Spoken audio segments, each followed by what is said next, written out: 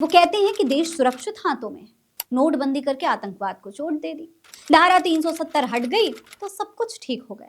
तो फिर कैसे कैसे सुरक्षा बलों की वर्दी पहनकर आतंकी पहलगाम की बैसरन घाटी में 20 मिनट तक घूमते रहे? 20 मिनट तक वहां पर कोई सुरक्षा कर्मी क्यों नहीं था? क्यों 20 मिनट बाद पुलिस वहां पहुंची? नाम पूछ पूछ कर 26 टूरिस्ट को मौत के घाट उतार दिया गया। आखिर कहां चूक हो गई? क्या है पहलगाम हमले का सच? आज के इस वीडियो में इसी पर बात होगी। नमस्कार दोस्तों, मैं हूं फरहीन अंसारी।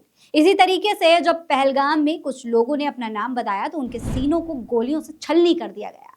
पहलगाम से लगभग 5 किलोमीटर दूर बैसरन इलाके में हथियारबंद लोगों ने हमला किया था। पीटीआई और रॉयटर्स के मुताबिक इस हमले में 26 से ज्यादा पर्यटक मारे गए हैं।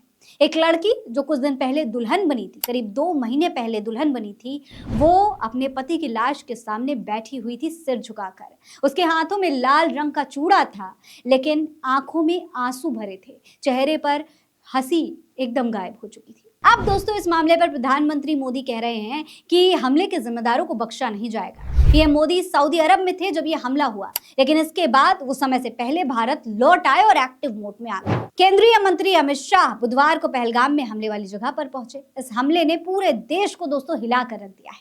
देश की सुरक्षा को लेकर बड़े बड़े दावे किए जाते हैं, तो फिर जमीन पर वो नजर क्यों नहीं आते? ये सवाल पूछने वाला है। सबसे बड़ी बात यह है दोस्तों कि अब इस पूरे मामले को हिंदू मुस्लिम एंगल देकर असल मुद्दे से भटकाने की कोशिश की जा रही है। अभियान चलाया जा रहा है कि पहलगाम में आतंकवादियों ने जाति नहीं धर्म पूछा। इसके आधार पर माहौल बनाया जा रहा है कि आतंकवादियों ने हिंदुओं को टारगेट किया, लेकिन सच्चाई यह है कि उन्होंने हिंदुओं को नहीं बल्कि हिंदुस्तान को टारगेट किया था, हमारे देश को टारगेट किया था। हाँ, ये बात भी सच है कि चश्मदीदों ने बताया है कि लोगों से उनका धर्म पूछा गया।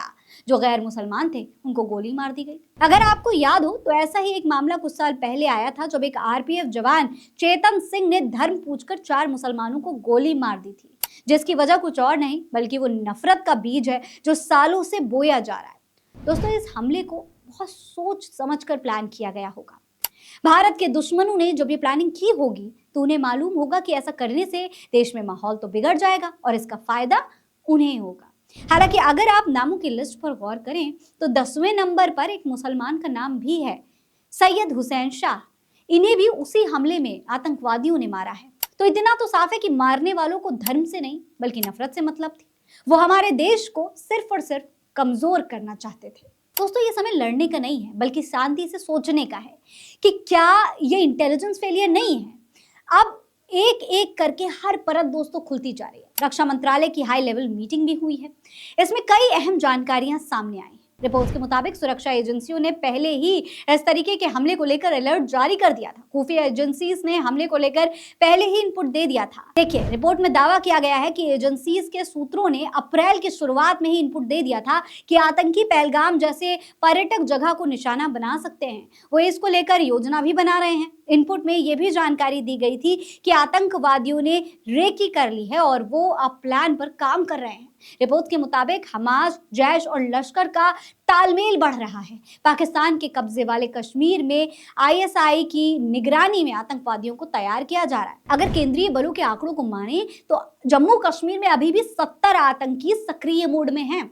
तो सवाल यह है कि जब जानकारी थी पहले से, जब पहले से चेतावनी मिल चुकी थी, तो कोई बड़ा फैसला क्यों नहीं लिया गया? सुरक्षा पर ध्यान क्यों नहीं दिया गया? जहां 2000 पर्यटक थे वहां एक भी सुरक्षा कर्मी नहीं था, एक भी सिपाही नहीं था, इनके पास कोई इंटेक नहीं था। अगर था तो हमला रोकने का उपाय तक नहीं था। हमले के आधे घंटे बाद पुलिस वहां पहुंची। दोस्तों, इस मामले में सरकार और सुरक्षा मंत्रालय जिम्मेदार है।